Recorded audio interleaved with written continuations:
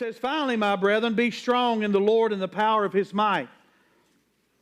Put on the whole armor of God in verse 10, that you may be able to stand against the wiles of the devil. For we do not wrestle against flesh and blood, but against principalities and against powers and against rulers of darkness of this age. So that is, if you study that in the Greek, that has political implications.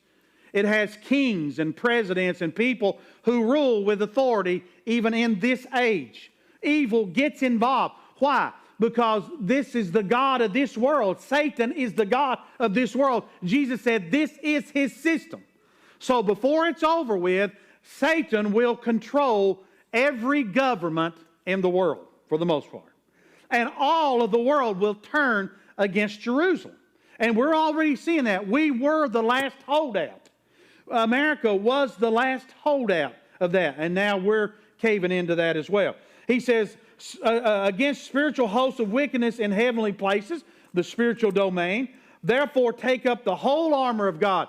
So when he says this, you got to understand we're in a battle, that you may be able to withstand the evil day, and having done all to stand, stand therefore, having girded your waist with truth, having put on the breastplate of righteousness, having shod your feet with the preparation of the gospel of peace, above all taking the shield of faith, with which you are able to quench all the fiery darts of the wicked one.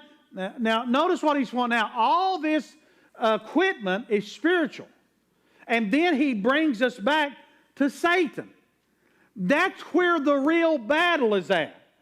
You may have a position in earthly things that God has given you. That's fine. Daniel had that. The 3 Hebrew boys had that. A lot of folks had positions in political spots, in the culture. God raises up people all over the place. But no matter what your position is, you cannot forget that the battle is spiritual. If we forget that, we lose a lot of our power and our influence, because we want to have power and influence with God more than people.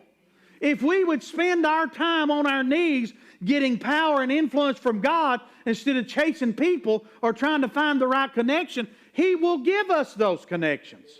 I've seen that play out in my own life. He will give us those connections.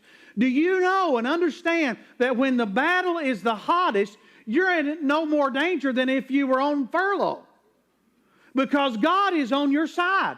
Right? The battle don't belong to us in 2 Chronicles 20. It belongs to the Lord. This battle was going on before you and I were ever created.